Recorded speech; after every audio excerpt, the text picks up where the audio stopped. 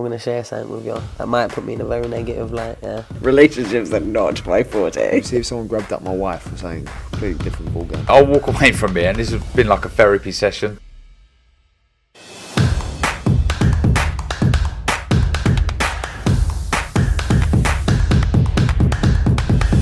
Interview on TalkSport between Simon Jordan and Robert Smith. A lot covered in that interview.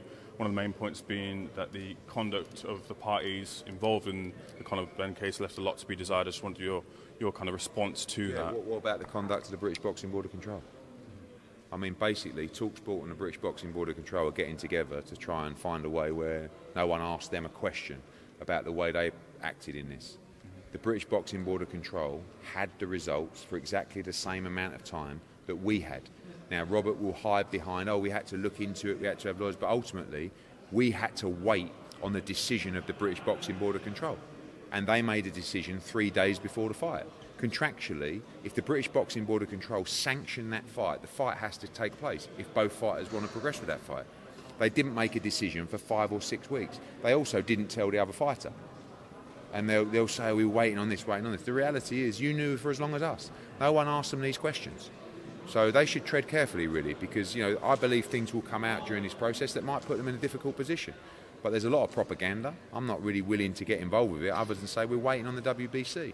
But one thing you have to understand, which no one keeps asking the board about, is they had all the information for exactly the same period of time as us. They are the governing body. They are the ruling body of boxing who make the decisions in terms of whether they will sanction this fight.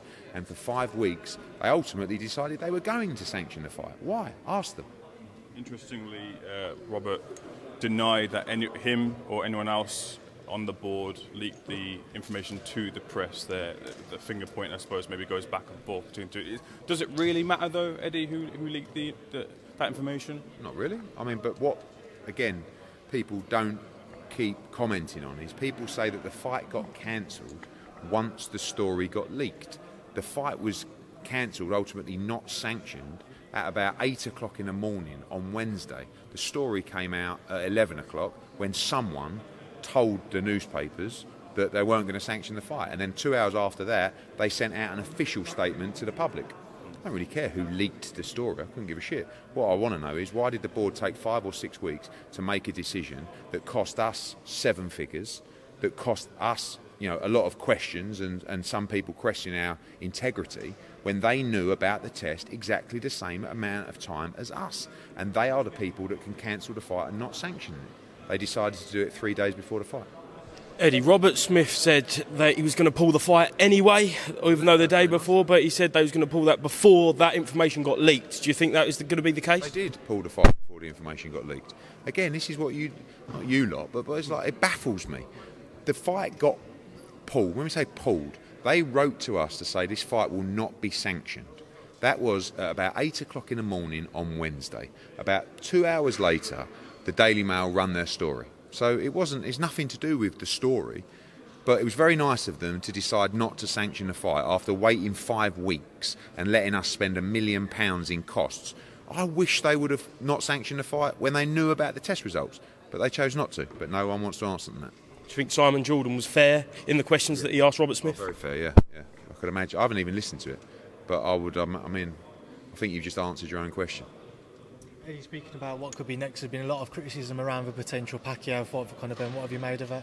Massive fight. Whole world will watch. Absolute barnstormer. Well, the criticism itself of seeing Conor in with Manny Pacquiao, people kind Is of... he that good? I don't know. What? Conor. No, more so because Manny Pacquiao's been retired for 2 years. He hasn't fought, and he's... Conor Benn is this unbelievable... I mean, people were talking about Crawford against Pacquiao, right? Like 6 months ago. So Conor Benn is all of a sudden this unbelievable pound-for-pound fighter. Not really. According to the same people that criticise him, Conor Benn's never beaten anyone. Conor Benn lost to Cedric Paynard at York Hall a couple of years ago, but apparently he's on another level to Manny Pacquiao.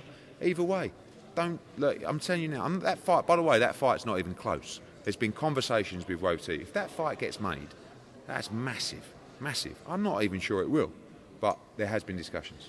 Spoke to Bob Arum yesterday and obviously mentioned the Fury Joshua stuff. He's adamant that he will be Fury Usyk next, and he's completely dismissed any chance of Fury Joshua taking place.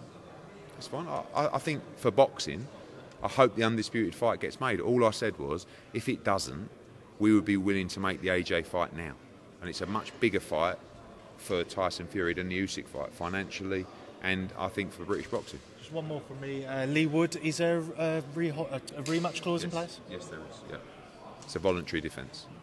Eddie, you were over in Dublin there recently. Yeah. How was things with Conor Mack, first of all? How did it go? Mental. Yeah, it was mental. It was, I was in awe of him. I don't mind saying it. He's a massive star. He's a great personality, great energy, great business mind as well. Obviously, a big supporter of Katie Taylor.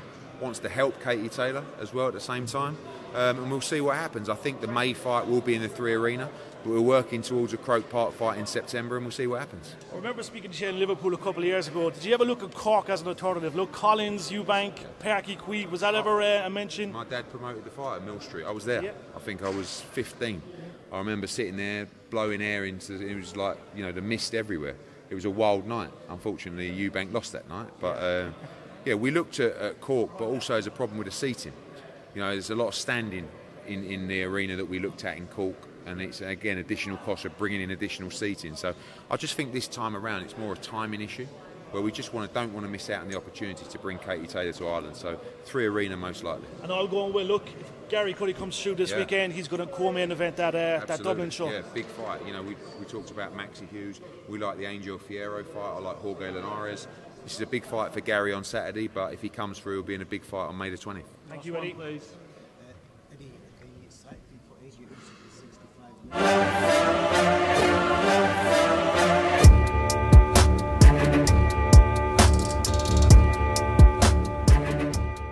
I'm going to share something with you that might put me in a very negative light, yeah. Relationships are not my forte. See if someone grabbed up my wife or something, completely different ballgame. I'll walk away from it, and this has been like a therapy session.